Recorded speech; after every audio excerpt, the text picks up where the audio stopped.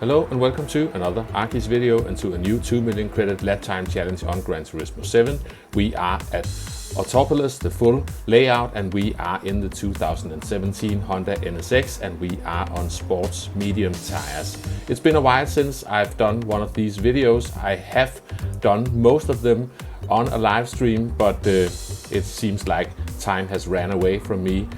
So I haven't been able to do the videos. But we're back with this one. This was actually a fun one to do. The car is a bit slidey, not the best brakes, but it's actually got decent grip and it's got a front end that will allow you to turn in once you are not overshooting it. This is the best result from a live stream I did on Friday morning. If you want to see the full extent of my trouble, you can go and watch that. I'll put a link on the screen and in the description as well. We will run through some break points and some general thoughts about driving this on a controller. And if you are enjoying the content, please feel free to hit the like and subscribe button. It is highly appreciated. Now let's jump into this one. And as we are coming down towards turn 1, the first brake point is between the 200 board and that small orange square. You can see I am on the brakes before I reach that, and we are slowly going down to third gear, carefully coming off the brakes, trail braking into the corner. Let the car coast a bit. It's downhill, so it's easy to get understeer on the exit, but we managed to keep it on the track for now. Now we are working our way up towards the next corner, and the 100 board is the marker. You want to brake a bit before it. I'm actually braking a bit late on this one, and you will see I am going to struggle a bit coming into the corner, a bit hot, and my time is going the wrong direction now, and the ghost is running away.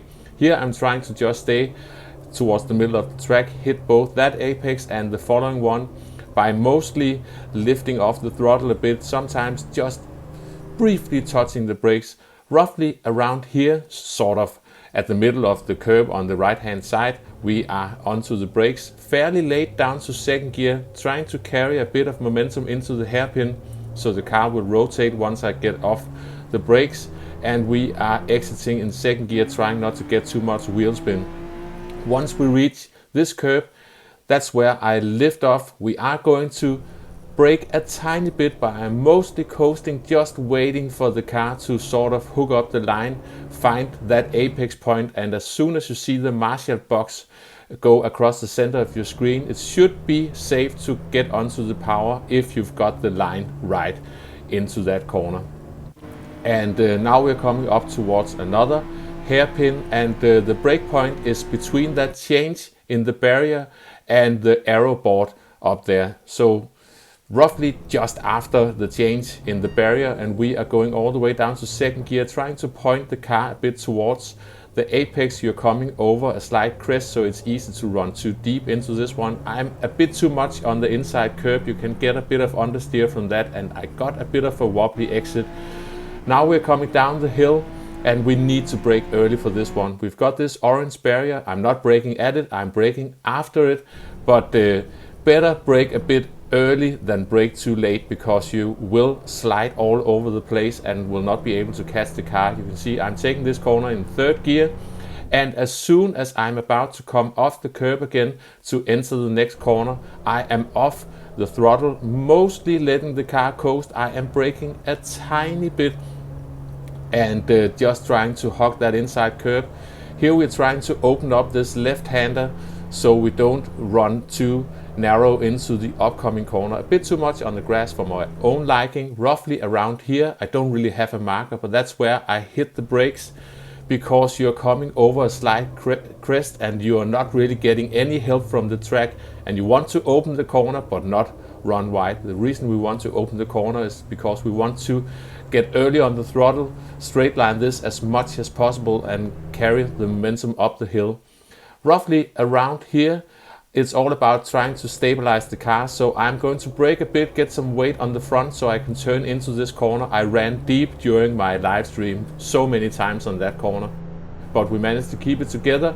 And roughly around the start of that curb, I'm not braking that yet, but that's where I do the weight transfer. I move the weight towards the right hand side, and now we are braking a tiny bit This is all about patience, just trying to line the car up, and as soon as I see the orange barrier far away there and that tarmac strip, it's time to get fully on the throttle and just hope you've got the line right, because you want to sort of straight line this bit.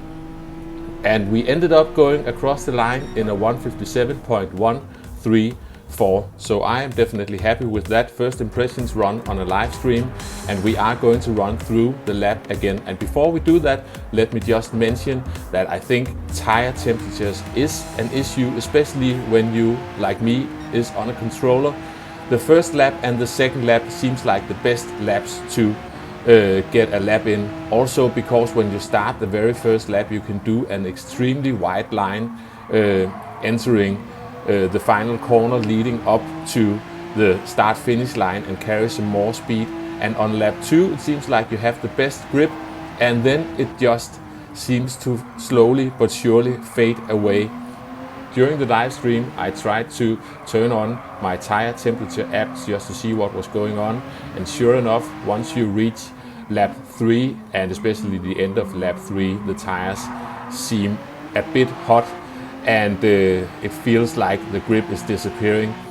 It was a bit tricky for me to really test it because my driving got so inconsistent that I couldn't figure out anything, but I had a look at some of the leaderboard replays, and 4 out of the 5 I had a look at was the fastest lap done on lap 1. Then we had one doing it on lap 5 or 6. So it looks like most people are taking the advantage of getting the extremely wide line for the final corner before the start of the first lap. And in my case, I got the benefit from the better grip on lap 2. And yeah, so I think there's a thing going on with the tire temperatures, but you are very welcome to say in the comments if you disagree with me or if you experience something else. But I just know that being on a controller, it's so easy to just overheat those front tires and lose the grip. Anyway, I have been blabbering along for the entire run through this lap in chase cam. We are getting towards the end of the lap, and we are also getting towards the end of this video. But all in all, I think this was a fun time trial. The car is nice to drive. The hybrid system actually gives it good grip out of the corners. I assume it is working on the front tires, so you get a four-wheel drive car on the corner exits, but I'm mostly guessing at the moment. There is an issue with the tire temperature, at least I think so, that you need to keep in mind, at least if you are on a controller. But other than that, I think it's a fun time trial, and it's a doable one as well. I hope you enjoyed the video, found it entertaining and maybe even somewhat useful. Thanks for watching, and I will catch you next time. Bye bye.